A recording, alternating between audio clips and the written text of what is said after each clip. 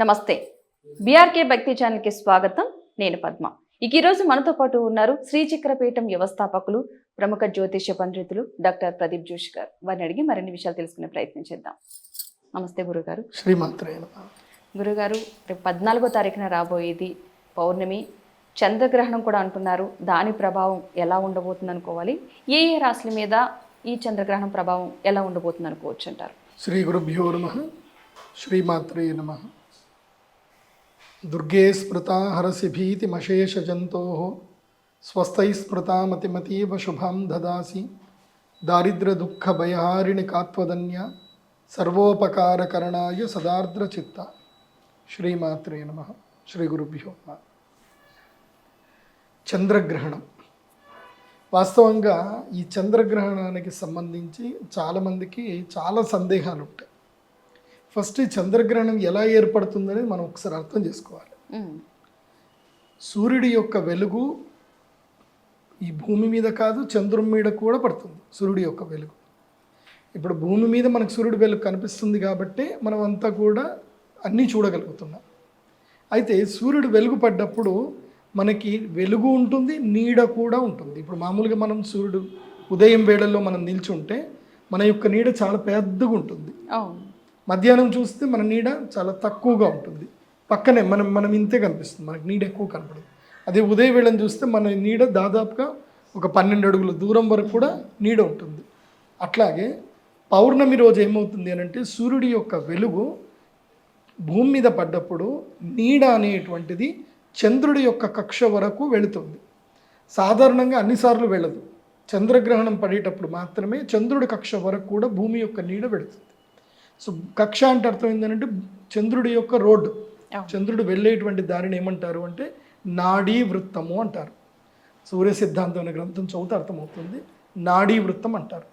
ఆ నాడీ వృత్తం వరకు ఈ యొక్క భూమి యొక్క నీడ గనక వెళితే ఆ నీడ లోపలికి చంద్రుడు ఎప్పుడైతే ప్రవేశిస్తాడో అప్పుడేమవుతుంది అంటే చంద్రగ్రహణం ఏర్పడుతుంది.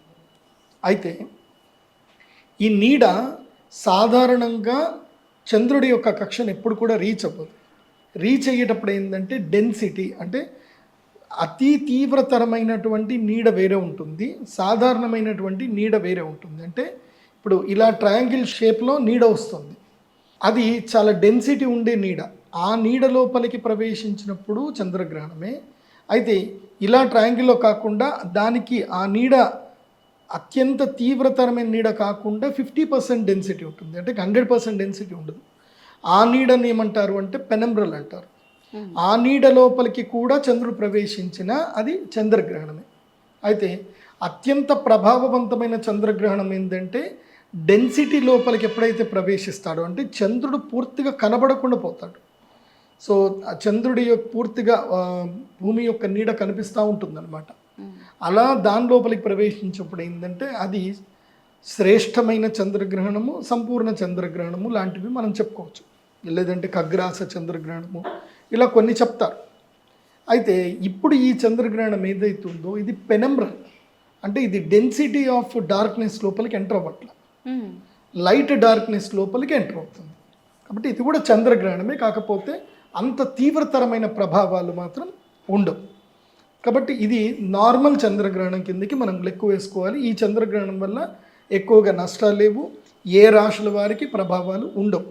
ఇది పెనంబ్రల్ చంద్రగ్రహణం కాబట్టి అందుకే దీని ఏమంటున్నారు అంటే బ్లడ్ మూన్ అంటున్నారు. అంటే చంద్రుడు పూర్తిగా కనబడడు, చంద్రుడు ఎరుపు రంగులో మాత్రం కనిపిస్తాడు. అంటే మాయమైపోడు చంద్రుడు, చంద్రుడిని నీడ పూర్తిగా కమ్ముకోదు, కేవలము చంద్రుడి యొక్క వెలుగు తగ్గుతుంది. ఆ యొక్క నీడ ప్రభావం చేత చంద్రుడు ఎరుపు రంగులో కనిపిస్తాడు, లైట్గా చంద్రుడు డార్క్ అవుతాడు, అంతకుమించి ఏం లేదు. ఇది పౌర్ణమి చంద్రుడు కాబట్టి ఇది పెనంబ్రల్ చంద్రగ్రహణం కాబట్టి దీనికి పెద్దగా తీవ్రతరమైన ప్రభావాలు ఏమీ ఉండవు. ఏ రాశుల వారికి ఎలాంటి ప్రభావాలు కూడా ఉండవు. ఇది సర్వసాధారణమైనటువంటి చంద్రగ్రహణం, దీని గురించి ఎవరూ కంగారు పడాల్సిన అవసరం లేదు. కాకపోతే ఒక చంద్రగ్రహణం వల్ల ఒక బెనిఫిట్ ఉంటుంది. ఏమిటంటే గ్రహణం ఏర్పడినప్పుడు కొన్ని ఔషధాలలో తీవ్రతరమైనటువంటి శక్తులు ఏర్పడతాయి. కాబట్టి ఎవరికైతే మానసిక రుగ్మతలు ఉన్నాయో, మనో అభీష్ట ప్రాప్తి జరగట్లేదు, అంటే మనసులో చాలా కోరికలు ఉంటాయి, అవును. కానీ కోరికలు నెరవేరు. ఎంత కష్టపడ్డా ఏది పడ్డా జీతం అక్కడే ఉంటుంది. నెల తిరిగేసరికి జీతం వస్తుంది, 2 రోజులు అయిపోగానే జీతం ఖర్చు అయిపోతుంది, మళ్ళీ నెలంతా కష్టపడాలి, డబ్బులు రావు. అవును. ఇలా జీవనం మారాలి అనుకుంటే మాత్రం ఎస్, ఈ చంద్రగ్రహణము అద్భుతమైన ఒక అవకాశాన్ని ఇస్తుంది. అదృష్ట యోగాన్ని, రాజయోగాన్ని మాత్రం ఈ చంద్రగ్రహణము అందరికీ ఇస్తుంది. ఈ ఫలానా రాశి వాళ్ళు కాదు, అందరికీ ఉంటుంది. ఎందుకోసమంటే ఈ ప్రకృతిలో గ్రహణాలు అదృష్టప్రదాలు. గ్రహణం వచ్చింది అని అంటే మనం అదృష్టం సంపాదించుకోవడానికి మనకు ఒక ఆపర్చునిటీ దొరికినట్టు. ఆ గ్రహణం సమయంలో నదీ తీరంలో కానీ లేదంటే ఎక్కడైనా సరే ఒక చిన్న కోనేరు, ఇప్పుడు ఉదాహరణకి కపిల తీర్థం వెళ్ళినా సరే, మన కపిల తీర్థం కానీ పైన స్వామివారి పుష్కరిణి తీర్థం కానీ, లేదంటే అందరికీ ఎప్పుడు అలా ఉండే ప్లేస్ ఏంటంటే మనకి మహానందిలో ఉండేటువంటి కోనేరు కానివ్వండి, ఎక్కడైనా నీరు చక్కగా నిల్వ ఉండి డేంజర్ కాకుండా మనం మునిగిపోలేకుండా చక్కగా కూర్చొని చేసుకునే ప్లేసుల్లో వెళ్ళి నాభి వరకు కానీ కంఠము వరకు కానీ కూర్చొని ఈ సమయంలో అద్భుతమైన దివ్య మంత్రాలు ఉంటాయి. ఆ దివ్య మంత్రాలు గురూపదేశంగా స్వీకరించాలి. ఒకవేళ మీకు ఏ గురువు దొరకలేదు, ఈ ఒక్క వీడియోనే చూస్తున్నారు, ఏమండి మాకు ఎవరు తెలియదండి, మేము ఏ మంత్రం చేసుకోవాలి అని అంటే సింపుల్, ఓం నమ శివాయ, ఓం నమో నారాయణాయ, శ్రీమాత్రే నమః. ఇవి చాలా దివ్య మంత్రాలు, వీటికి ఎవరి ఉపదేశం అక్కర్లా. భగవంతుని అనుగ్రహం పొందేటువంటి దివ్య మంత్రాలు ఇవి, అందరికీ జనరల్గా ఉపయోగపడతాయి. కాబట్టి ఈ దివ్య మంత్రాల్లో ఏదైనా ఒక మంత్రాన్ని ఎంచుకోండి. నారాయణ మంత్రం కానీ, శివ మంత్రం కానీ, శక్తి మంత్రం కానీ. నాకు తెలిసి నన్ను అడిగితే మాత్రం శక్తి మంత్రం. ఎందుకోసమంటే ముఖ్యం శ్రీమాతృనామేతి అని లలితా సహస్రనామం చెప్తారు, లేదంటే లలితా సహస్రనామైనా సరే చదువుకోవాలి. ఇది 14వ తారీఖు రోజున ఉదయము 9 గంటల నుంచి మొదలు మధ్యాహ్నం 3 గంటల వరకు, అపరాహ్నం 3 గంటల వరకు, ఈ 6 గంటల సమయంలో అత్యంత కీలకమైన సమయం వచ్చేసి 10:30 నుంచి ప్రారంభం చేసుకోండి. మన భారతదేశ కాలమాన ప్రకారం 10:30 నుంచి మొదలు మధ్యాహ్నం 1:30, 2 గంటల వరకు ఇది మంచి కీలకమైన సమయం. ఈ సమయంలో ఏదైనా ఒక పుణ్యతీర్థము లోపల కూర్చొని కంఠము వరకు నీటిలో కూర్చొని లలితా సహస్రనామైన చదవండి, విష్ణు సహస్రనామైన చదవండి, గాయత్రి మంత్రం చదివే అర్హత ఉన్నటువంటి వాళ్ళు గాయత్రి మంత్రమైన చదవండి. ఏ అర్హత లేదు, నాకు ఏమీ తెలియదు అనుకున్నా సరే శ్రీమాత్రే నమః, ఇది చాలా దివ్యమైన మంత్రం. దీనికి మీకు ఒకవేళ గనక శ్రీ విద్యోపాసకుల యొక్క ఉపదేశం ఉంటే గనక ఓం ఐం హ్రీం శ్రీం శ్రీమాత్రే నమః, ఈ దివ్య మంత్రాన్ని ఒక 1008 సార్లు కంప్లీట్ చేయాలి. 1008 సార్లు పక్కా చదవాలి. ఇంకా మీ శక్తి కొలది, మీరు ఇంకా 10,000 సార్లు చదివినా మీకు ఇది అత్యంత అద్భుతమైన సమయం. ఈ సమయంలో గనక మీరు గనక ఈ రెమెడీ చేసుకోగలిగితే మీకు లాభం ఉంటుంది. ఇంకొక రెమెడీ ఉంటుంది. ఈ యొక్క చంద్రగ్రహణ సమయంలో ఆ యొక్క రాత్రిపూట అంటే ఈ యొక్క చంద్రగ్రహణం అయిపోగానే చంద్రుడి వెన్నెల్లో శక్తి వస్తుంది, చాలా అద్భుతమైన శక్తి వస్తుంది. గ్రహణం అయిన తర్వాత చంద్రుడిలో చాలా పెద్ద శక్తి వస్తుంది. ఆ శక్తిని సంస్కరించుకునే దానికి ఒక పద్ధతి ఉంటుంది. దాన్ని చంద్రామృత శిల అని ఒకటి ఉంటుంది. ఇది రేర్గా దొరుకుతుంది, అన్ని చోట్ల అందరి దగ్గర దొరకదు. ఏమిటి? చంద్ర అమృత శిల. ఈ చంద్రామృత శిలని పౌర్ణమి రోజు ఈ యొక్క చంద్రగ్రహణం వీడిన చంద్రుడి వెన్నెల లోపల పూజ చేయించుకొని ప్రసాదంగా స్వీకరించాలి. ఎవరైతే ఈ చంద్రామృత శిలను చంద్రగ్రహణం తర్వాత తీసుకుంటారో వాళ్ళకి అదృష్ట యోగం వస్తుంది. వాళ్ళ చంద్రామృత శిలకి ప్రతి పౌర్ణమి రోజు పూజ చేసుకుంటూ వెళితే మీరు బేరీ చేసుకోండి, ప్రతి 16 పౌర్ణమిలకు ఒకసారి జీవితంలో అదృష్ట యోగం వరిస్తుంది. ప్రతి 16 పౌర్ణమికి, 16 పౌర్ణమిలు అని అంటే దాదాపు 16 నెలలు, ప్రతి 16 నెలలకు ఒకసారి లైఫ్ మారుతూ ఉంటుంది వీళ్ళకి. నేను ఆ అనుష్ఠానం చేశాను కాబట్టి 16, 18 నెలలు, 18 నెలల లోపల వీళ్ళకి లైఫ్ సైకిల్ మారుతూ ఉంటుంది. జీవితం లోపల గ్రోత్ చేంజ్ అవుతూ ఉంటుంది. ఒక్కొక్క ఆపర్చునిటీ వస్తూ వస్తూ జీవితంలో ఎదుగుదలకు వెళ్ళిపోతారు. కాబట్టి చంద్రామృత శివలింగాన్ని తీసుకొని ప్రతి పౌర్ణమి రోజు చంద్రుడి వెన్నెల్లో కూర్చొని ఆ యొక్క శివలింగానికి పాలతో అభిషేకం చేయాలి. అభిషేకము చేసి ఆ పాలని ప్రసాదంగా స్వీకరించాలి. మళ్ళీ చంద్రామృత శిలని ఒక వైట్ కలర్ క్లాత్లో కానీ రెడ్ కలర్ క్లాత్లో కానీ చుట్టేసి మడత పెట్టేసి బాక్స్లో పెట్టేసుకోవాలి. మళ్ళీ కరెక్ట్గా పౌర్ణమి రోజు తీయాలి. పౌర్ణమి రోజు తీసి చంద్రామృత శివలింగాన్ని ఇలా ఆజ్ఞాచక్రానికి పెట్టుకొని చంద్రుడికి చూసి మనము పూజ చేసుకోవాలి. ఈ చంద్రామృత శివలింగము అద్భుతంగా అత్యంత రేర్గా దొరుకుతుంది, అద్భుతమైన శిల అది. సో అది ఎవరికైనా కావాలి అనుకుంటే మీరు మమ్మల్ని సంప్రదించవచ్చు. కాబట్టి ఈ గ్రహణం అప్పుడు ఫలానా రాశి వారికి బాగాలేదు, ఫలానా రాశి వారికి బాగుంది అనేది మాత్రం పట్టించుకోవద్దు. ఇది సాధారణమైన చంద్రగ్రహణము. కాకపోతే గర్భిణీ స్త్రీలు మాత్రం 13వ తారీఖు, 14వ తారీఖు, 15వ తారీఖు, ముఖ్యంగా 14వ తారీఖు ముందు రోజు రాత్రి, 14 మధ్యాహ్నము, 14 రోజు రాత్రి. సో ఈ 3 జాములు మాత్రం ఎవరు ఇంట్లో నుంచి బయటికి వెళ్ళకండి. మనకి అది మధ్యాహ్నం అవుతుంది, అక్కడ చంద్రగ్రహణం ఎక్కడో విదేశాల్లో జరుగుతుంది.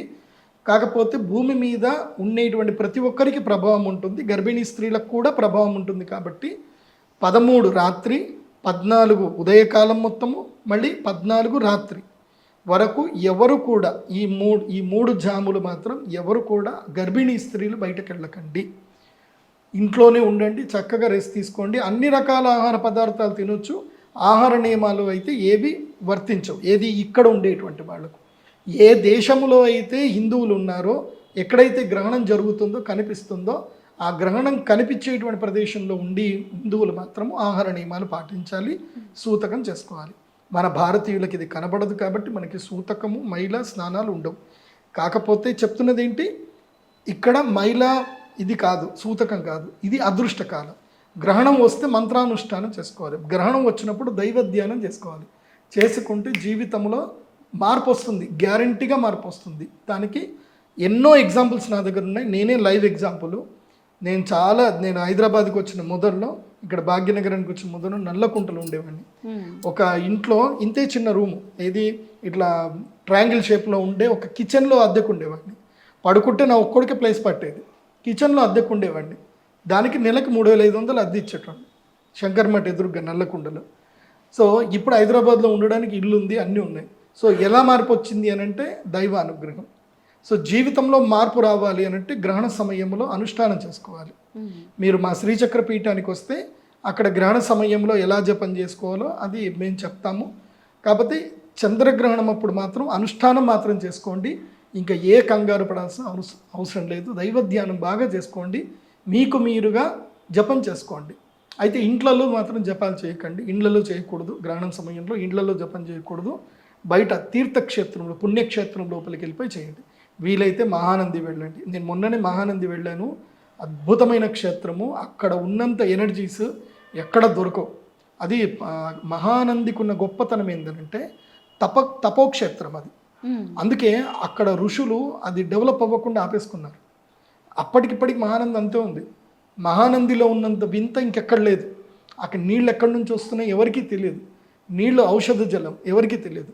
కానీ అక్కడ ఇప్పటికీ డెవలప్మెంట్ లేదు. ఎందుకు డెవలప్మెంట్ లేదంటే అక్కడ ఋషులు ఆపేశారు, ఎవరికి డెవలప్మెంట్ రానియకుండా వాళ్ళు ఆపేసుకున్నారు. ఎందుకోసమంటే అక్కడ సూక్ష్మ రూపంలో ఋషులు వచ్చి తపస్సు చేసుకుని వెళ్ళిపోతారు.